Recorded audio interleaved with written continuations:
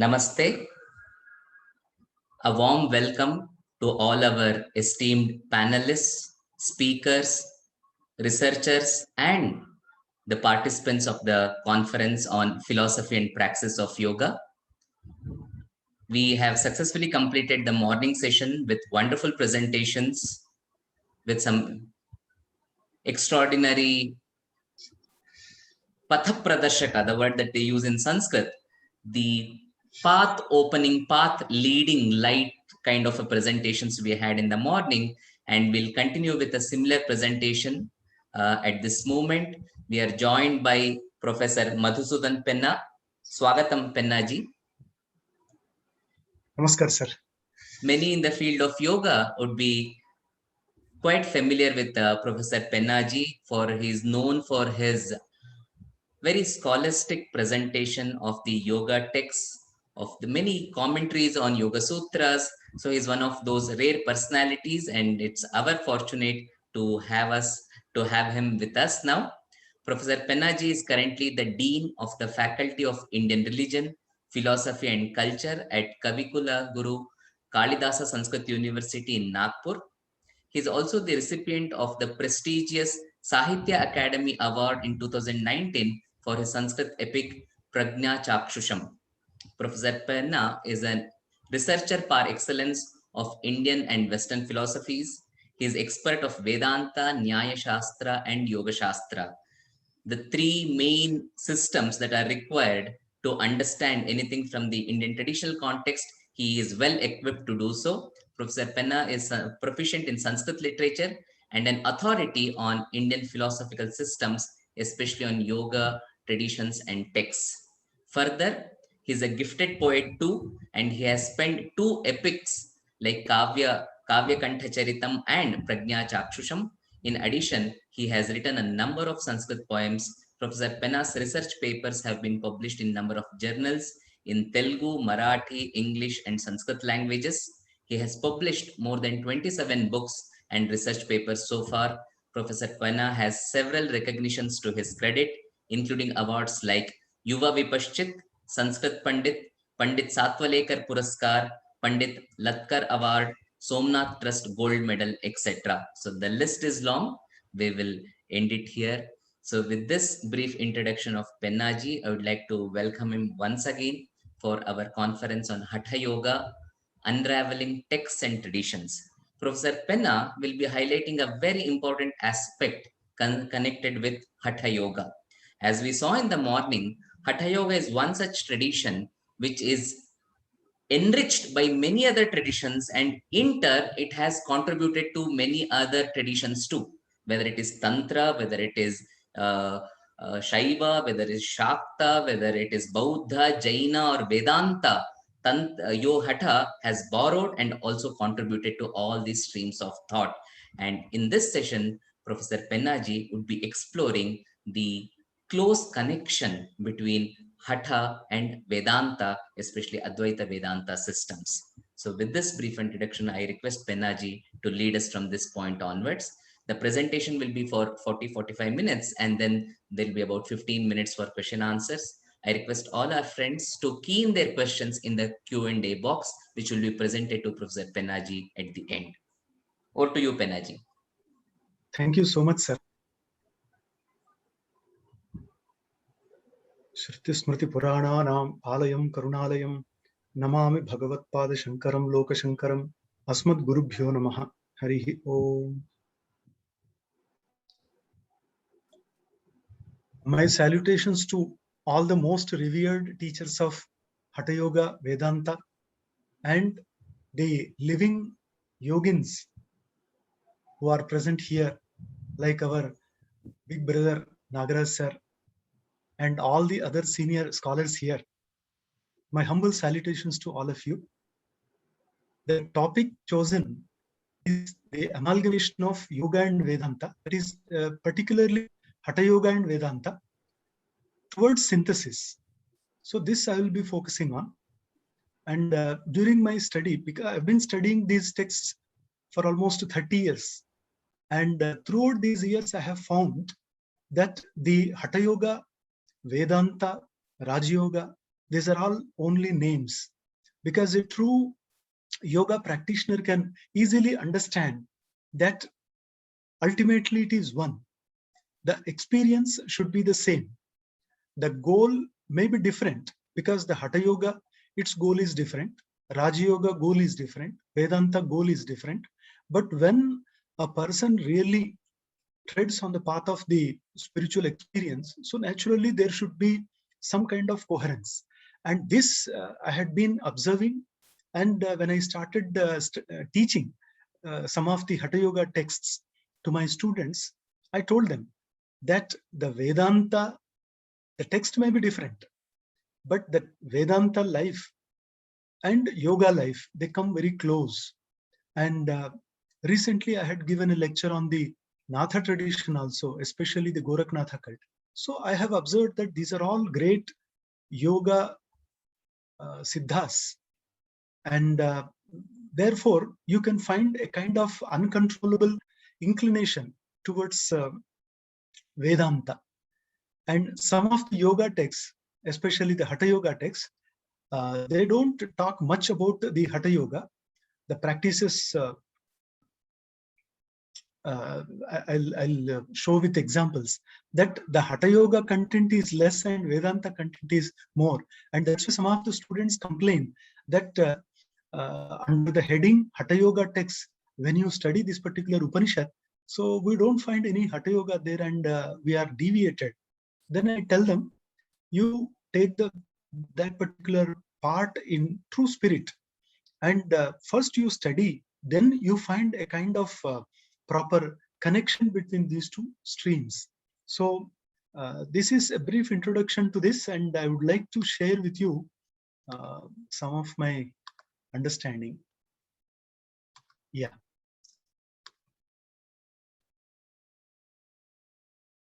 Here I have given on one side the greatest Hatha Yogin, BKS Iyengar sir, and on the other side, the living God, that is our Paramacharya. So paying obeisances to these great souls, I go ahead. Now, when we go back, Hatha Yoga, though it is ascribed to Gorakhnath and his tradition, that Gorakhnath has highlighted the Hatha Yoga practices, and his other, so many like Gahininath in Maharashtra and Charpatnath and other.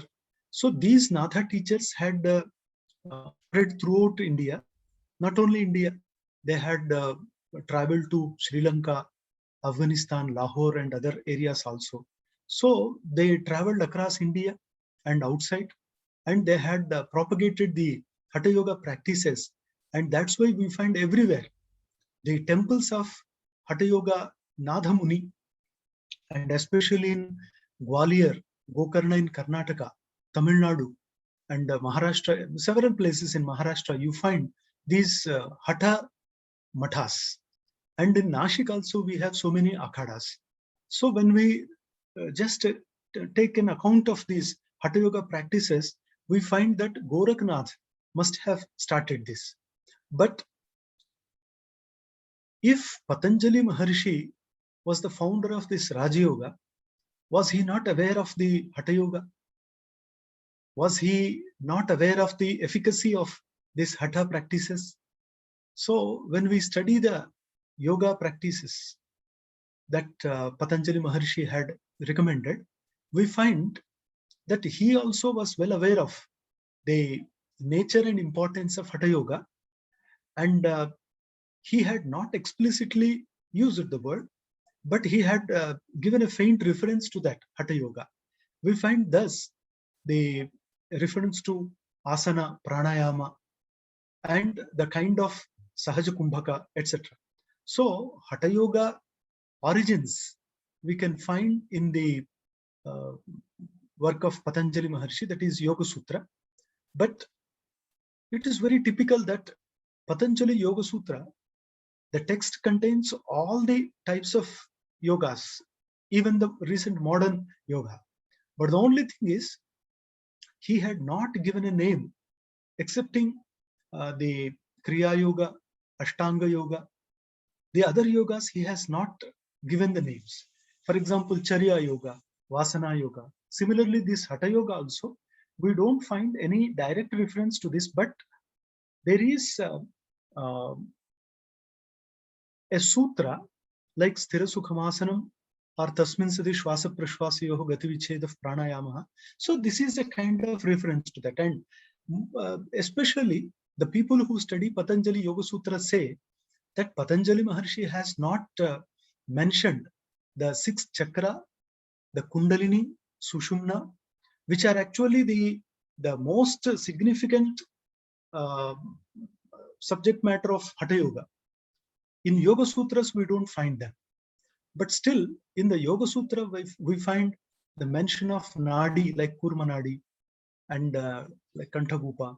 So some of them he has mentioned, but some of these are borrowed from the Tantra also. So in Kularnava Tantra and Rudrayamala Tantra, we find several references to that. And especially in the 9th and 10th centuries, when Abhinav Gupta had spread the Kashmiri Shaivism, especially the Trika system. So in his voluminous book, that is Tantra Loka, very big, very magnificent book on Tantras, that means prevalent during his time in Kashmir Valley. So in that he has mentioned several chakra and the other methods, esoteric practices also. So thus we find that if Gorakhnath is to be accredited with the spread of this particular Hatha practices, then it is highly possible that he was also impressed or influenced by the predecessors. Maybe those texts were available throughout India, other areas also.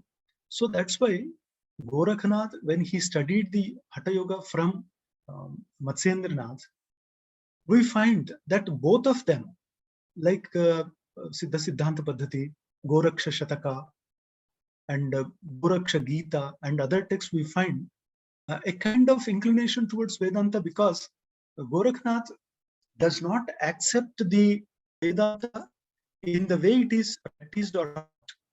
Just as Shankaracharya does not accept the Hatha Yoga in the way it is described in the Hatha Yoga texts and practiced. So he says, Pranayama is not this, Puraka is not this, Rechaka is not this. So we find around 8th or 9th century, we find thus the Hatha Yoga was rather rebuked. Shankaracharya said, this kind of Hatha Yoga we don't accept, but you take those terms and understand in the Vedantic sense. Similarly, the Vedanta concepts were taken by the Hatha Yoga practitioners, and they recommended that those words should be understood in the Hatha sense. So this kind of interpretation we can find in the ancient literature. And coming to the Hatha Yoga literature, we find the most famous Hatha Pradipika of Swatmarama Yogi. So he belonged to the 15th century AD. And in this particular work, we find the description of Shatkarma, 15 asanas, pranayama, 8 types of pranayama, mudras, meditations, bandha, chakra, kundalini, and the 4th chapter, that is Uddesha, that ends with Nada Anusandhana. Recently, the Kaivalya Dham Lonavala has published a 10-chapter Hatha Pradipika also. Then we have Gheranda Samhita of 17th or 18th century, recent. This is a dialogue between Gheranda and his disciple. There we find the Shat Kriya, Shat Karma. These are the 6 purifying or cleansing methods. Then we have 32 asana, 25 mudra, 10 pranayama. Then we have Hatha Ratnavali, 17th century. And 18th century, Hatha Tattva Kaumudi is also there. One of my students had worked on that and got his doctorate degree. So these are all most famous. Apart from these, we have some more, like the Hatha Tattva Kaumudi, then Yogopanishads. Recently, I have edited this Yogopanishad text. So in this text, we find almost 20 Yogopanishads. And these Yogopanishad present the practices of Hatha Yoga and the perspective of Vedanta. So here we find in the Yogopanishad especially a very clear, distinct amalgamation of these two apparently diverse streams. Then we have popular yoga texts like Goraksha Shatakam. And Goraknath, he had written almost 40 books are available. And among these, very popular are the Siddha Siddhanta Sangraha, Siddha Siddhanta Paddhati, Goraksha Shataka, Amanaska, Gorak Paddhati, Goraksha Samhita, Gorak Vani. And some of these are not in Sanskrit. Some are of course in Sanskrit. And Mahartha Manjari very frequently quoted. And recently, Kandukuri Shivananda Murthy's Mahamohopadhyaya and great saint. So he published Shiva Yoga Pradipika also. Shiva Yoga Pradipika, composed by Sadashivendra Saraswati. So he recently published that Shiva Yoga Pradipika. So actually he delivered lectures on Shiva Yoga Pradipika, and all these lectures are compiled and published in single volume. And in this Hatha Yoga, we find importance is being given to the prana. Prana, they say it is actually the vital energy, the primordial force of the universe, and that is passing through the body. And we should be aware of the energy called prana, and we should learn how to channelize that. So then the Hatha Yoga, like the Yoga Vasishta, teaches us the union of prana and apana. This is very importantly taught in almost all the Hatha Yoga texts, that prana and apana. So generally it is believed that prana is what we breathe and that which comes out, while apana comes down. This is the general belief. But Yoga Vasishta gives a different description of this same prana and apana. Then they talk about Ida and Pingala. These two are frequently mentioned in the Hatha Yoga texts. And it is said that Ha and Tha, actually these two letters stand for the Surya and Chandra Nadi. And Hatha Yoga teaches us to master the life force of prana, and then we can access the source of our being. This is generally believed, and that's why in the Hatha Yoga Pradipika, Bhairanda Samhita, and other, they say if you regularly practice Kumbhaka for a long time, Dirghakala Nairantarya Satkara Sevitaha. So if you practice for a long time, then you will start experiencing the benefits of the Kumbhaka, especially the Sahaja Kumbhaka and other Pranayama Prakara. Especially the first Uddesha of Hatha Pradipika, last shloka also talks about this. So this prana is given a lot of importance in this, and the Hatha focuses more on the 4 anga, that is asana, pranayama, bandha, and nadhanusandhana. So it is how to perfect our body, physical body, this is asana. Then how to deal with the prana and channelize that, the life force, pranayama. Then how to retain that with the help of different bandha like Uddiyana, Jalandhara, and Mula Bandha. Then Nadhanusandhana. This is the last chapter of Hatha Pradipika. Nadhanusandhana has great effect on the body, on the psyche of a person, because Nadhanusandhana is a direct way of connecting ourselves with the divine force. So these are the 4 components. These actually these characterize the Hatha Yoga. Now, when we come to the purpose of Hatha Yoga, we find the purpose of Vedanta, because Hatha Yoga we have seen it deals with prana and it tries to the body and the prana, and thus it tries to achieve the goal of all yoga in this life only. It doesn't want to postpone that. Just as Goraknath says in one of his texts that this life is a means and the end by itself. So that's why we cannot postpone. We cannot say that, okay, I'll just practice this like a pastime hobby, and I'll postpone because next birth is there. I'm fully confident of next birth, therefore I'll definitely enjoy this. But Goraknath says that if you really want the ultimate goal of all yoga, then take it very seriously, because this life uh, is the boon given to you. So in this process, we find what Vedanta says. Vedanta means Upanishad, Brahma Sutra, and Bhagavad Gita. And this Vedanta is actually getting a complete first-hand experience of the supreme consciousness called Brahma, because that Brahman described in the Upanishads, established, substantiated in the Brahma Sutra, and elucidated in the Bhagavad Gita. So we find a kind of very logical connection among all these three, that it is first revealed in the Upanishads, then it is substantiated with the help of logic in the Brahma Sutra, and again it is so much elucidated that even a common man can get an iota of experience of that spiritual bliss. So thus all these three together form the Prasthanatraya and help us get on the way of the spiritual life. And in this we find that it actually begins with karma.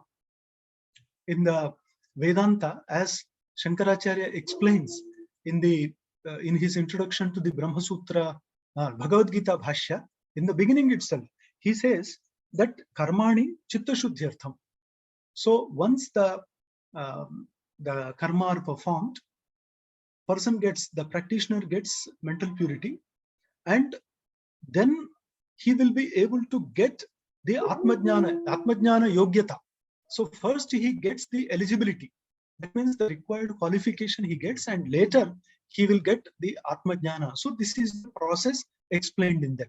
Karma, then we go on doing several karma, and the Shubha Vasana.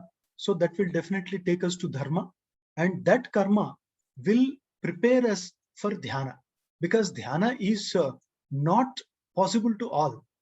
Many people aspire for that. Many people long for that.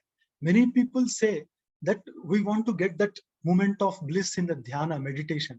But if you minutely observe that even the people who crave for that, very few people really experience it, Dhyana, either in a dynamic way or the passive manner. They experience it.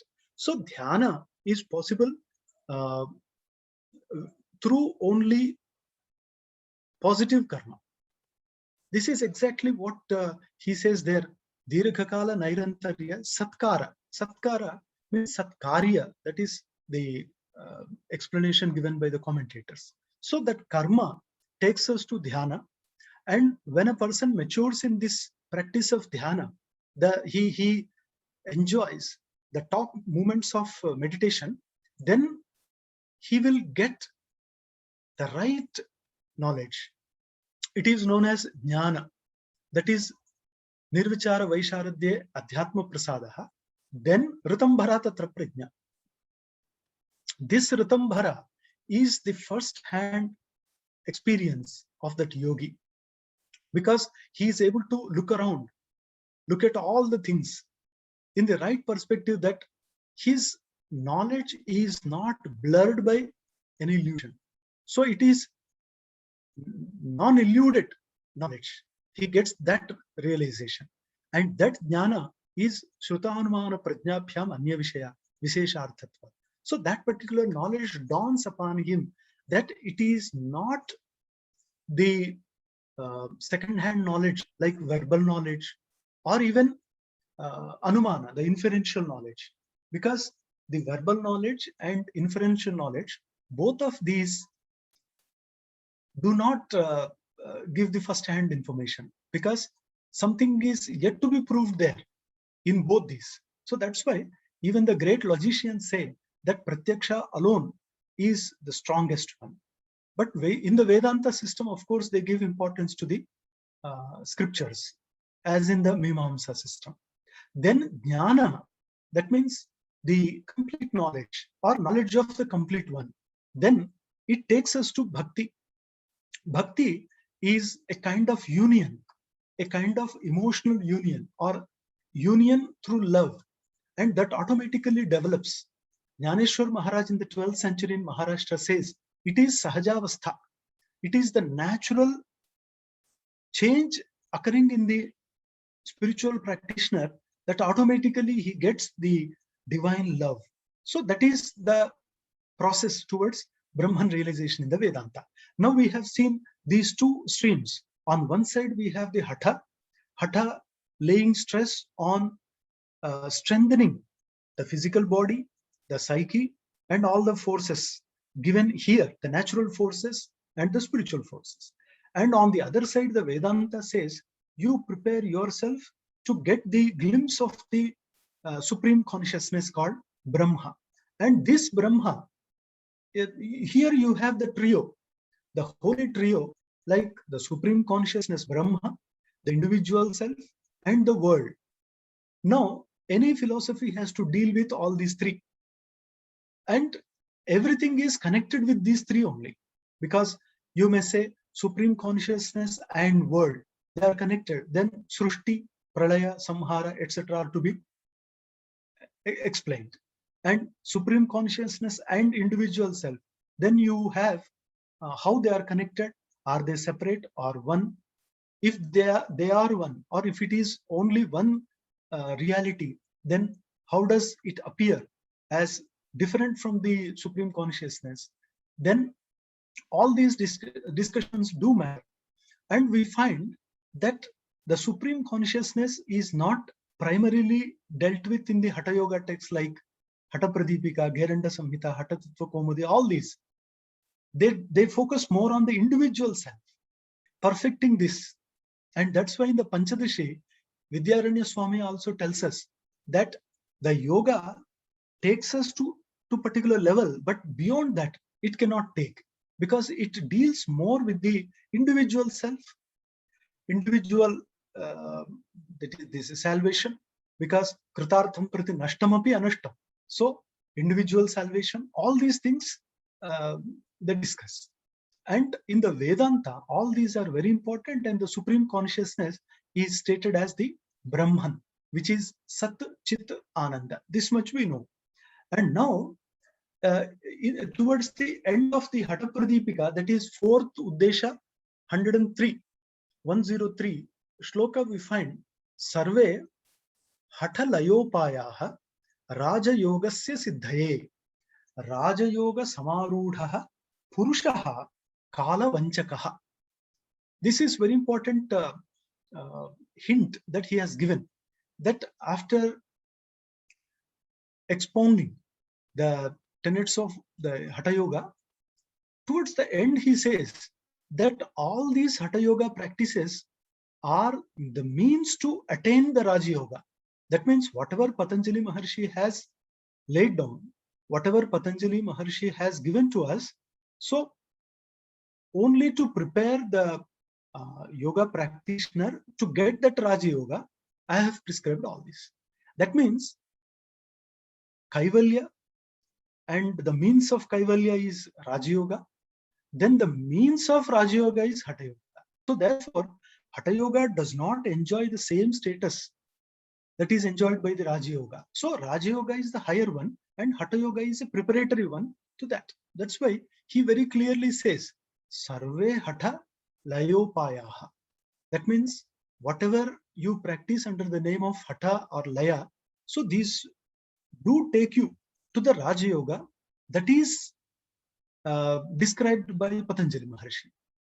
And once you reach that particular, once you ascend the Raja Yoga, then Kala Vanchakaha, Purushantu Nirgunam Prapya Kala Sankhya Navidyate. So you transcend all the limitations of space and time continuum. So this he has clearly mentioned, and therefore we understand that the Hatha Yoga is a preparation to Raja Yoga.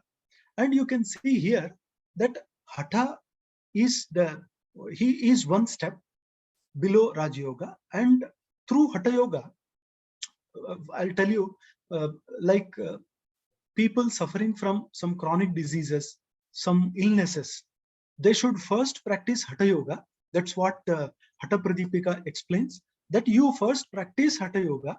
Then if you have obesity or if you are suffering from other problems also, psychosomatic disorders also, so first you clean up yourself by practicing the Shatkarma, the Pranayama, Asana and all this.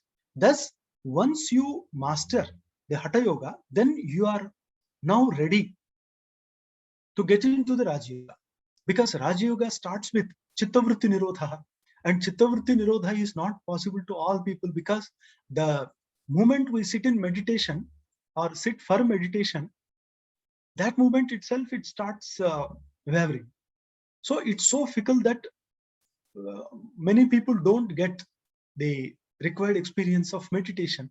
So that's why Hatha Yoga is prescribed. That's why in the Shvetashvatar Upanishad, Bhashya, Shankaracharya says, I remember it is 3rd chapter or so, he says very clearly that without practicing Nadi Shuddhi, you are not entitled to go for pranayama.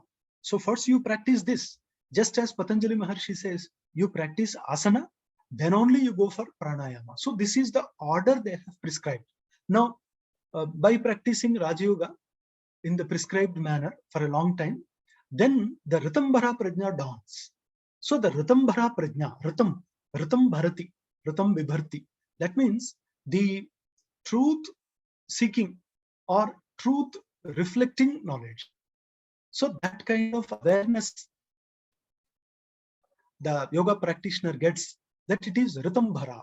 That means his knowledge or his awareness, or you can say the faculty of knowing things, that is so open that it takes into it only the reality.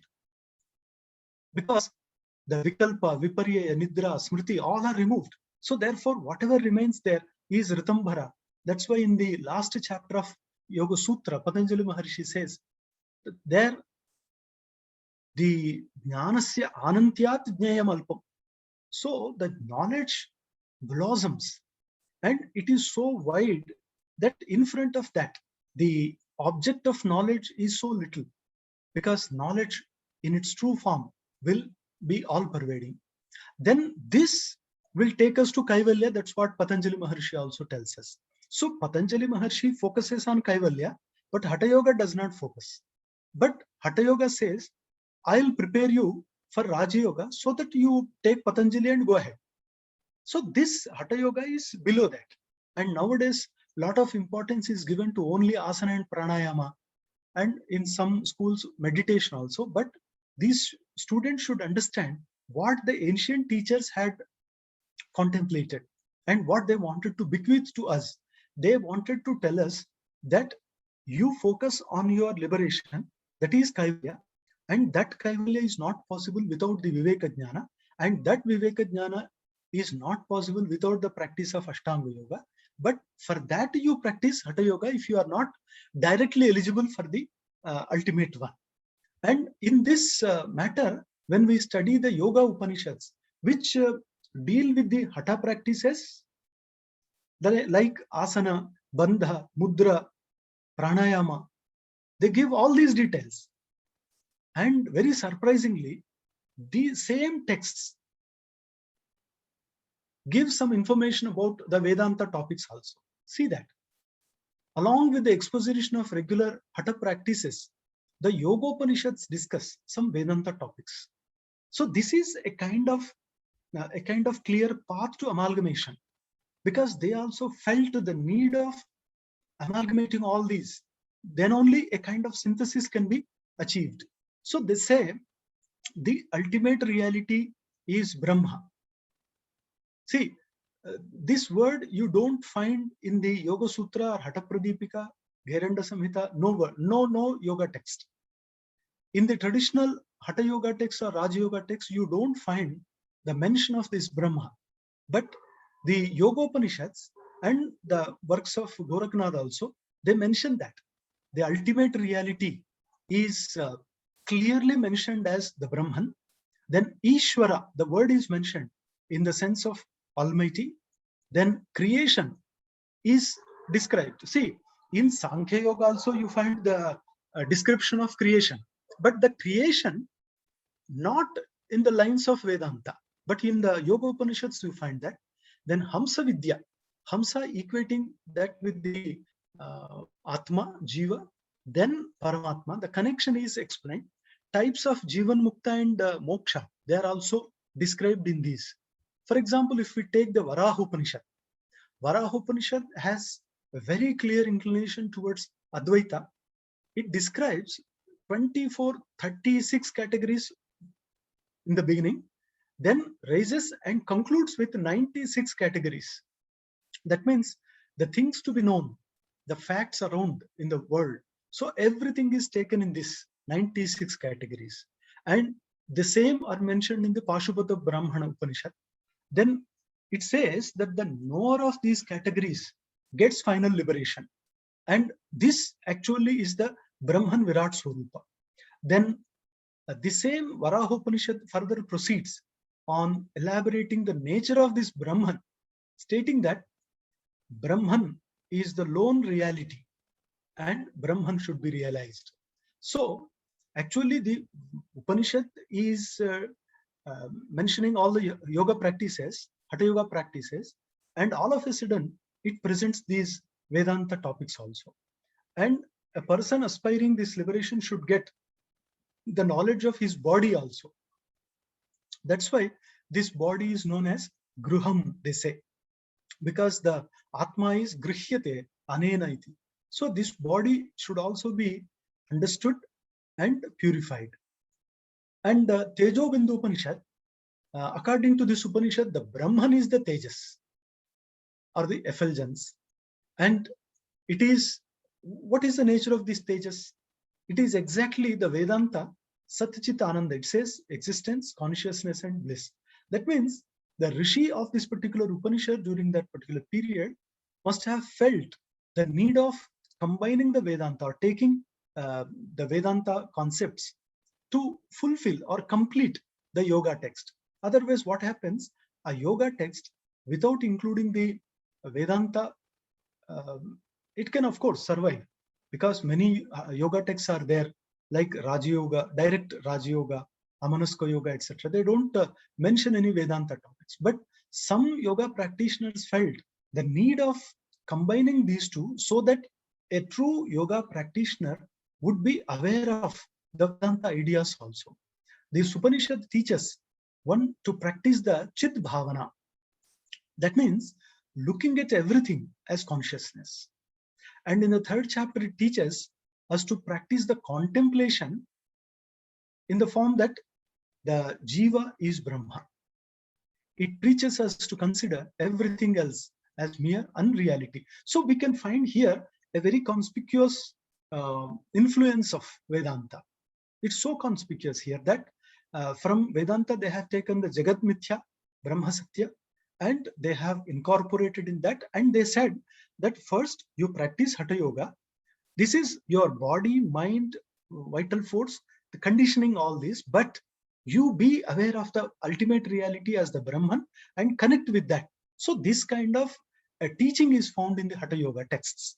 Then the Trishikha Brahmana, Varaha Upanishad, Yoga Chudamani Upanishad, Yoga Kundalini Upanishad. So they also describe the final reality as the Brahman. And this is a kind of indication that a fine blend can be obtained between Raja Yoga and Vedanta, Hatha Yoga and Vedanta, Raja Yoga and Hatha Yoga.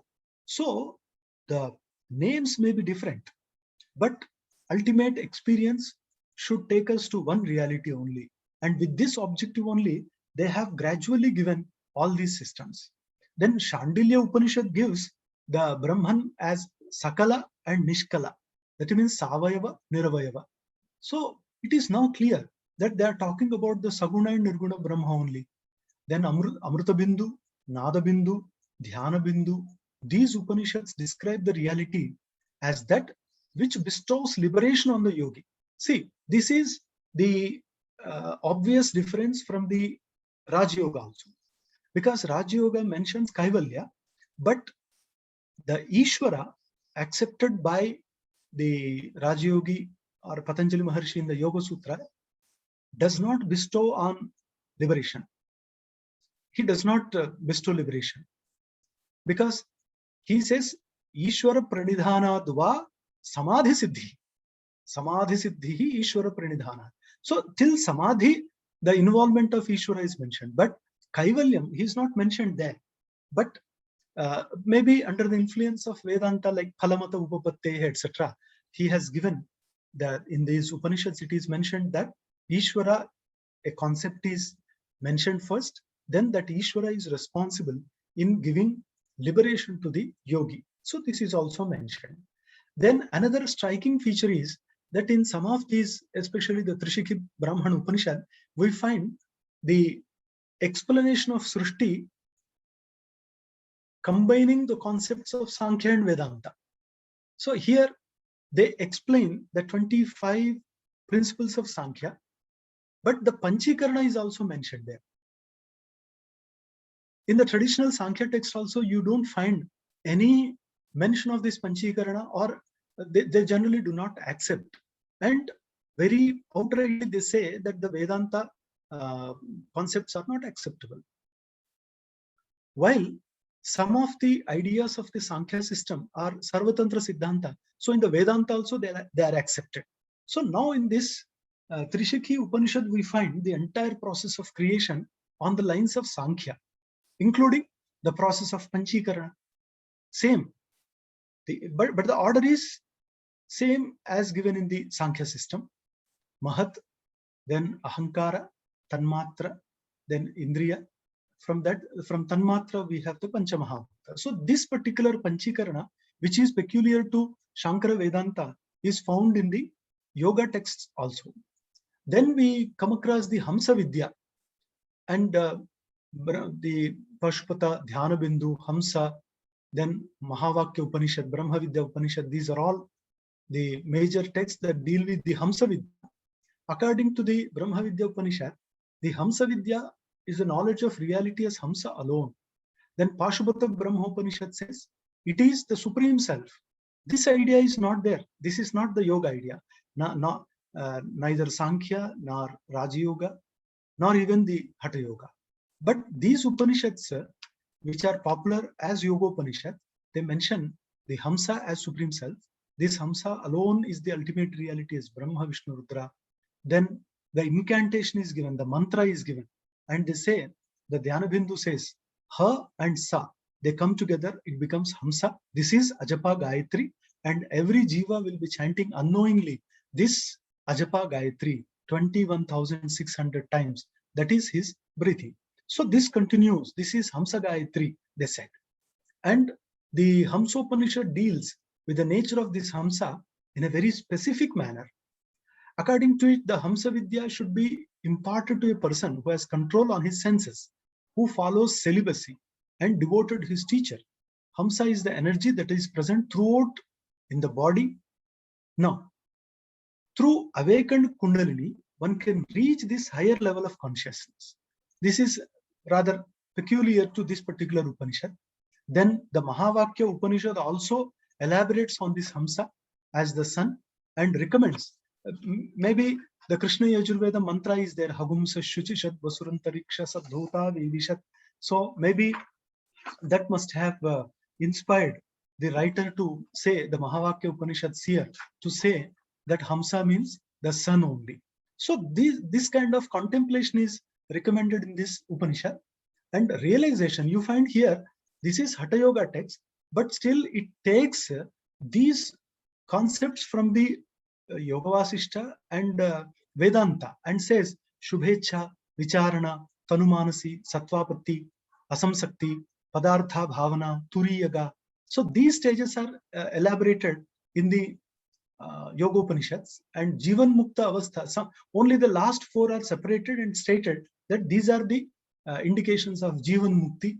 So this way we find, and in the Amruta Bindu, Shabda Brahma and Parabrahma, this concept is mentioned. And in Tejo Bindu, Yogena Brahma Bhavaha.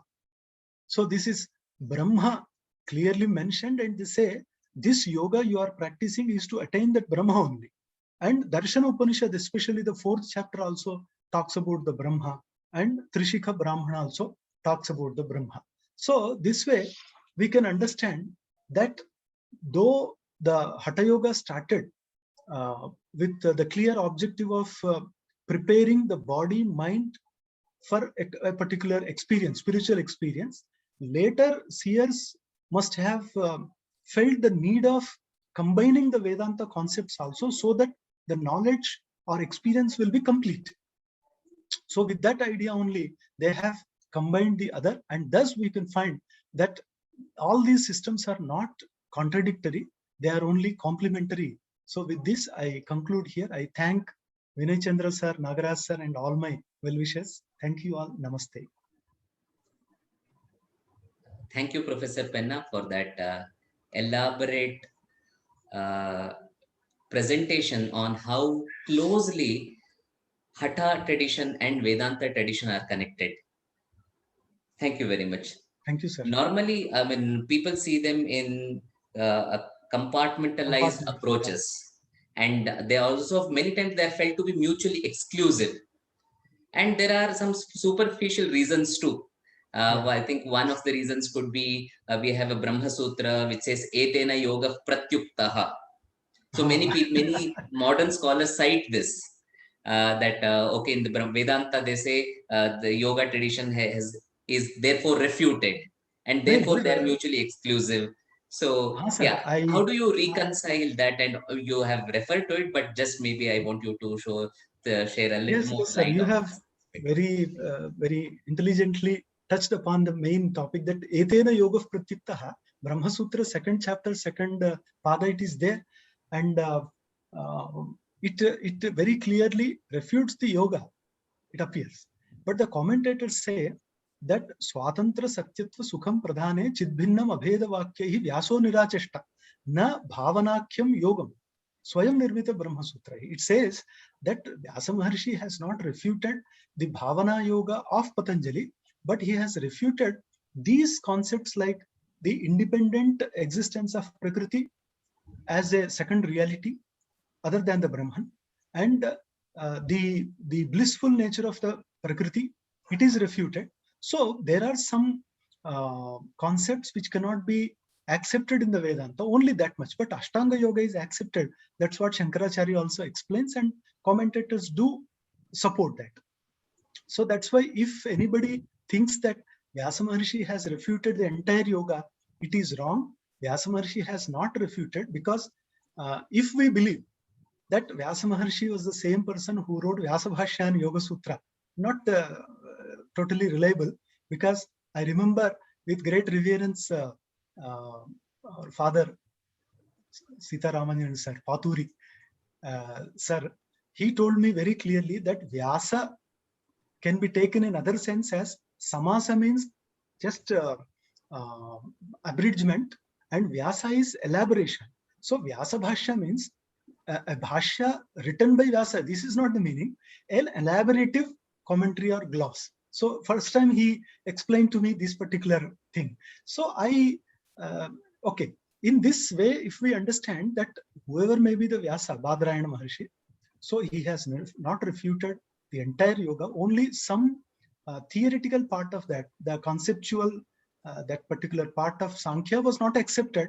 The dualistic part. Yeah. I think, I mean, from what you presented, the way it developed, so perhaps this Brahma Sutra and the Bhashya, which actually gave the guideline as to the dualistic part is being rejected, not the sadhana aspect. I think that paved way for the later synthesis of Hatha and Vedanta traditions. Absolutely, sir. Absolutely. Because, yeah, when the Brahman, that is according to Shankaracharya, when the Brahman is the lone reality, then you cannot assign the same kind of reality to nature also. That is Prakriti also. Prakriti cannot enjoy the same status. So there cannot be two similar realities. If they are same, then there should be one, like the Jiva and Brahma. Because consciousness is a common property, then they are one. So it doesn't have consciousness, the Prakriti. So therefore it should be separate. But if it is separate, then it will be a distinct entity like the Brahman. That will pose problem to Ekameva Advitiyam. then you say it is only a vivarta, it is only apparent manifestation, and it is mithya. So this is the Vedanta understanding. But of course, Ramanujacharya, Madhvacharya, Vallabhacharya, Chaitanya Mahaprabhu, they don't accept, and even Gorakhnath, he doesn't accept. In the Siddha Siddhanta Paddhati, very clearly he says that our system is different from the Vedanta in this particular matter, that the world is real to us. Okay. In So fact, he, this brings out another issue between these two systems, Professor. One is like Hatha uses the body and the material to seek perfection and its transmutation. Whereas there is a charge that Vedanta discards or rejects the body and the material. So how can there be a reconciliation between these two is yeah, another question that normally comes when we speak about these two systems. yes, sir. The see Adi Shankaracharya, when he shuns away the word, saying that you renounce it, it has no ultimate reality, etc. We understand that it is a different level. After achieving that particular, attaining that particular level, he says that now it is rejected. See, it is to be rejected or it is rejected. Two things are there. It is to be rejected means sadhaka dasha. It is rejected, it is siddha dasha. So now when Shankaracharya is saying that Jagan Mithya, that is a different plane. And he is a great yogi also, who is said to have performed the Parakaya Pravesha and all that. So he was a great yogi. Still, he says Jagan Mithya. So that is a different perspective. And in the beginning, that means when a person is in the sadhaka dasha, so he, of course, considers, we cannot say he should consider, because he considers, he treats everything as real, and in the real world only he practices everything and he perfects himself. Then he elevates himself to the higher level. So thus initially Vyavaharika Satta, so initially it is to be regarded as real only, but later as he rises to higher planes, automatically it is discarded. So this is the idea we understand from the Advaita Vedanta. Thank you, sir, for bringing out these nuances like the sadhaka drishti and siddha drishti. What happens with many people who read the translations, they just tend to miss the nuance of the shastra drishti, Exactly. like this. Then there is a Wonderful. conceptual absence of clarity, and then all kinds of misunderstandings emerge from it. So thank you very much for this. Yeah, thank you, And sir. Shastra Drushti in the Brahma Sutra also, Shastra Drushtya Upadesho Vamadeva Vat, in the first chapter, first pada, when he says Shastra Drushti should be obtained, Shastra Janya Drushti. That means by studying and by practicing, we develop a kind of intuitive vision. So that is Shastra Drushti, and many things get clear naturally. And the new generation, the youngsters, especially when they come to either Vedanta or yoga, so they should first follow the system, practice it for a long time with utmost sincerity and honesty. Then gradually many things get clear to them. If the teacher is good, that depends on our fortune ultimately. Pennaji, there was also one more very important aspect that you brought in your presentation, that the Yoga Upanishads, the so-called Yoga Upanishads, 20 Yoga Upanishads, I think they act like a bridge between Hatha and Vedanta systems, bringing these two Exactly. systems closer. Exactly. Uh, you also, I mean, you mentioned about it, but what was the specific reasons for these Upanishads to emerge, and what was the time in which these might have emerged, and where can people access it, and where can they get your book too? So there's a question on that too. Yes, sir. See, though the name as Upanishad is given to all these texts, the Yoga Upanishads are later texts, because they are not like the major 10 Upanishads or 11 Upanishads like Brihadaranyaka, Chandogya, because these do not form part of the Samhita, Brahmana, Aranyaka, etc. Correct. So these are later compositions, but named as Upanishad. Recently, Allo Upanishad, Gita Upanishad, this Radha Upanishad, Krishna Upanishad, Ram Upanishad. So several texts have been composed. Similarly, under the name of Upanishad, several texts were composed, but they belong to particular Vedic tradition, of course. Krishna Yajurveda, Samaveda, Upanishads are there, like the Trishikha, Hamsopanishad, Yoga Chudamani, Yoga Kundali, Dhyana Bindu, etc. And we find that the language is not entirely Upanishadic. So these may have been composed in the medieval period, like maybe 12th century afterwards, especially when Goraknath teaching were also popular as Goraksha Upanishad. So I think people may have been influenced by that, and people may have composed such texts like these, because these are not very ancient. Because most of these texts, or even sentences from these texts, are not quoted in the ancient commentaries.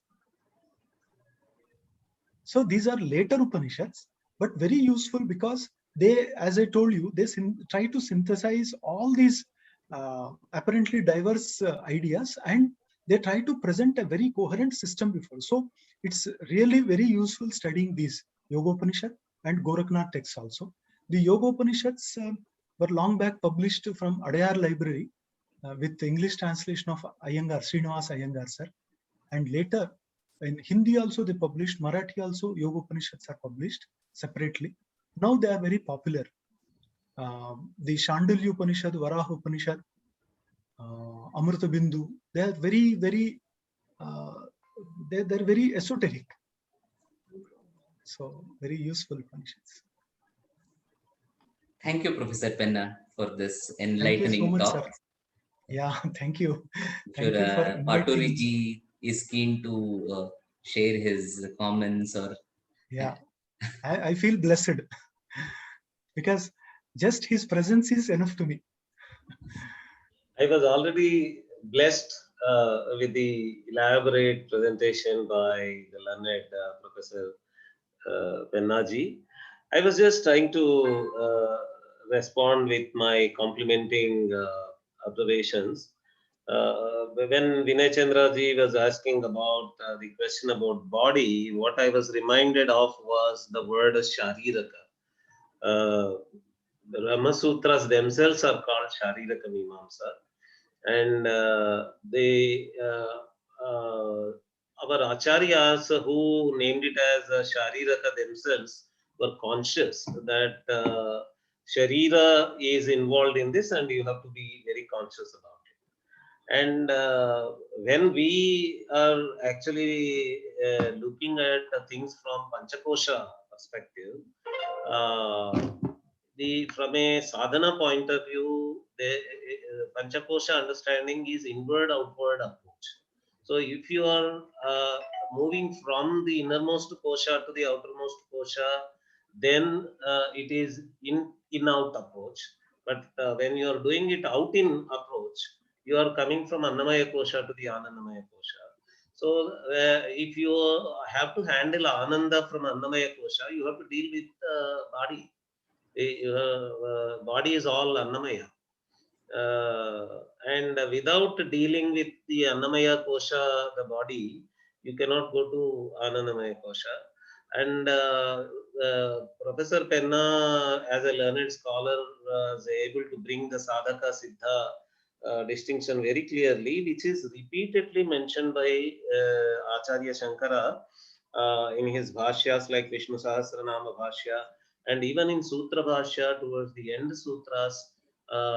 Gradually he brings in the name of Saguna Nirguna Upasanas, Parinamavada Vivartavada relationship. There is always a consciousness in the Acharya that you have to always look at things differently at a sadhana level and the siddha level. He repeatedly cautions us about that. So, and as Professor Penna rightly pointed out, Shankaracharya himself was a practitioner of yoga. So, if they were commenting about any rejection of any yoga idea, it was only a doctrinal specific idea within the doctrine, what was labeled as yoga darshan. Not the practice side of yoga like Hatha Yoga. not only that, if you go to the other darshanas also, for example, Spota Darshana, if you see that Spota Darshana is rejected at points, but there is a lot of quoting from Spota Darshana in Shankara Bhashya. He borrows lots of things from Spota Darshana, and so this kind of amalgamation cannot be understood by contemporary researchers who always like some kind of contradiction and conflict and argument and counter argument between philosophies, which does not actually happen in a society where there is a complex give and take among all the components of a complex entity called Vedic culture. So for that to be understood, a person has to live here and see how it happens on the ground reality. Wonderful, sir. Wonderful. Thank you. Pennaji, though we need to conclude, I'm tempted to ask you one more question. Please, sir. Normally, I mean, we take it for granted to refer Raja Yoga to Ashtanga Yoga of Patanjali. But again, the modern scholarship has raised a lot of questions around it, and they have attributed to Swami Vivekananda that it was he who popularized Raja Yoga and gave that name for Patanjali's yoga, Ashtanga Yoga. So your thoughts and comments on that, or which other texts of the tradition directly allude when they speak about Raja Yoga? Because as you showed, most of the Hatha Yoga texts mention that this whole set of practices is for the preparation for Raja Yoga. So what exactly do they refer, or do they define it anywhere in the part of in the text somewhere? Yeah, very nice question, sir. As you said, Vivekananda Swami popularized that, but he was not the first person to give the word, because Chaturdha Yogoyam Pruktaha Raja Yoga, Laya Yoga, Dhyana Yoga, Mantra Yoga. So almost all these Upanishads mentioned Raja Yoga, and one 18th century text in the beginning of the Yoga Sutra, that commentary, Yoga Siddhanta Chandrika by Narayana Tirtha, so that mentions Deepavad Rajate Yasmat Atma Sachinmaya Sukha Raja Yoga iti khyataha. So it clearly mentions that this particular Patanjali Yoga Sutra is Raja Yoga because that Atma shines like a Deepa in this yoga. So that Raja Yoga word was not new. Traditionally that is used because 11th, 12th century texts also mention that Raja Yoga Shabda. Then Patanjali Yoga is Raja Yoga. This particular commentary in the 18th century very, very clearly mentions it. And of course, our Vivekananda Swami, he popularized that as Raja Yoga. So this is the history. Thank you, Professor Penna, for this enlightening presentation and addressing all our questions. Thank you very much. Thank you so much, sir. Thank you. Thank you, sir. Namaste. Thank you, Professor Paturiji.